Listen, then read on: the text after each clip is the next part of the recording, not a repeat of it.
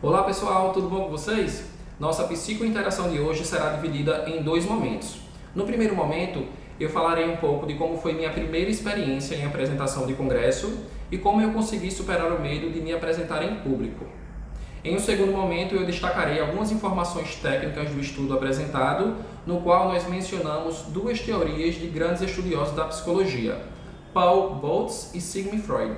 Desculpa aí qualquer problema com a pronúncia.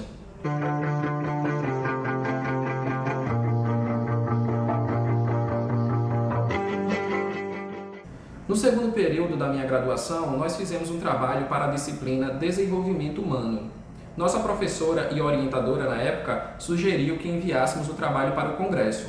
O estudo tinha como tema um olhar sobre o desenvolvimento infantil no contexto escolar. Assim que foi aprovado, decidimos que o autor da parte teórica, que foi meu grande amigo Malcolm, iria apresentar o trabalho.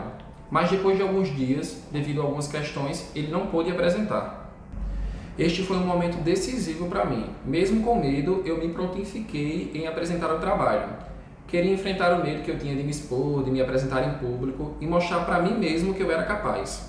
E foi a partir daí que eu comecei a praticar a dica 5 das estratégias que eu utilizo para me dar bem na graduação, que vimos no vídeo anterior.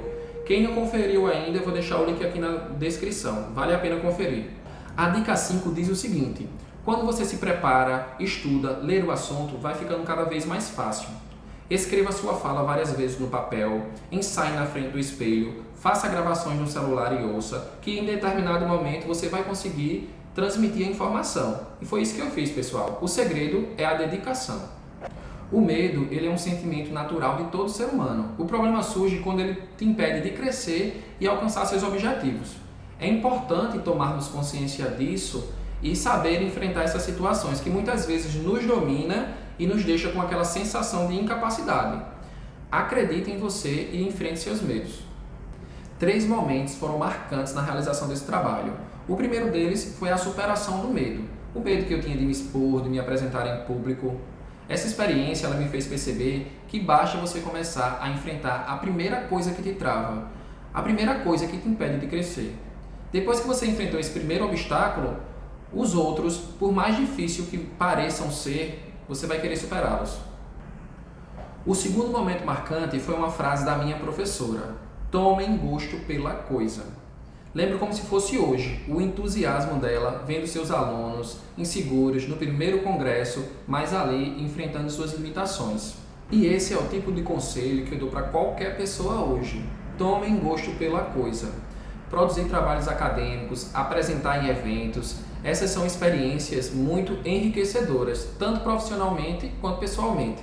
E por fim, o terceiro momento marcante desse trabalho foi uma frase mencionada por uma criança.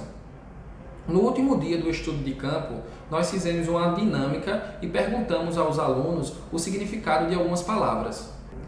Quando perguntamos o significado da palavra respeito, a criança respondeu: é não fingir que não está ouvindo o coleguinha. Essa resposta, ela me fez refletir o quanto as crianças elas são verdadeiras e sensíveis.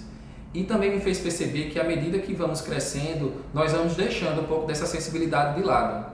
Quantas vezes você não deu a atenção necessária ao seu filho porque estava mexendo no celular? Quantas vezes você não quis ouvir um amigo por achar que já tem problema demais?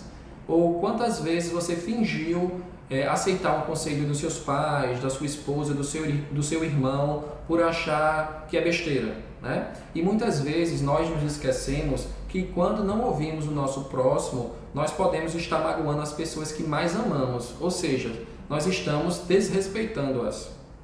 Então, se cada pessoa tentar resgatar todos os dias um pouco da sensibilidade de uma criança, podemos tentar construir gradualmente um mundo mais justo e compreensivo, um mundo em que todas as pessoas sejam tratadas com respeito. E foi assim, pessoal, que eu aprendi a melhor definição da palavra respeito. Antes de passar para a segunda parte, não se esqueçam de curtir o vídeo, se inscrever no canal e compartilhar com o máximo de pessoas que vocês puderem. Isso é muito importante para mim. Agora chegou o momento de eu falar sobre algumas informações técnicas do estudo. O estudo com o tema Um olhar sobre o desenvolvimento infantil no contexto escolar teve como objetivo observar uma criança em ambiente escolar e comparar esse processo com algumas das teorias do desenvolvimento infantil. Foram realizadas observações durante 3 dias de um aluno entre faixa etária de 4 a 9 anos de idade. Como eu já mencionei, o Malcolm ele ficou responsável pela parte teórica do estudo. E eu, Mário e Ju fizemos o trabalho de campo, a coleta das informações. A partir das observações, nós conseguimos relacionar as características da criança observada, primeiramente com a teoria do ciclo vital de Baldes, mais especificamente com o que ele entende como terceira infância, que vai dos 6 aos 11 anos de idade. Segundo Baldes, nesta etapa ocorre a diminuição do egocentrismo, ou seja, a criança ela não olha só para si. E nós conseguimos constatar isso em diversos momentos na interação da criança observada com seus amiguinhos. Também existe nessa etapa um aumento do pensamento lógico concreto. A criança ela começa a compreender e conseguir resolver determinadas situações. E também o desenvolvimento acentuado da memória e da linguagem. Essa fase também é importante por ser característica da formação de um autoconceito mais complexo pelo indivíduo, influenciador da sua autoestima, que auxilia na percepção de como a criança se percebe e de como ela percebe o mundo à sua volta.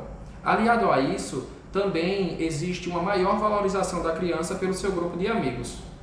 A outra teoria que relacionamos com as características da criança observada diz respeito ao trabalho desenvolvido por Freud em sua teoria psicossocial do desenvolvimento, com destaque especial para o chamado período de latência, que também é o período que engloba toda a terceira infância. Para Freud, esse é o período que vai aproximadamente dos 5 anos até a puberdade, durante o qual o instinto sexual está dormente, voltado para as atividades escolares, hobbies e esportes, desenvolvimento de amizades, e é no chamado período de latência que a criança ela volta-se para as atividades que exigem uma maior interação social, principalmente no ambiente escolar. Então é isso, pessoal. Adorei compartilhar essa experiência com vocês. Não se esqueçam de se inscrever no canal, curtir esse vídeo e compartilhar com o máximo de pessoas que vocês puderem. Essa contribuição é muito importante para mim. Beijão no coração de cada um de vocês e até a próxima Psicointeração.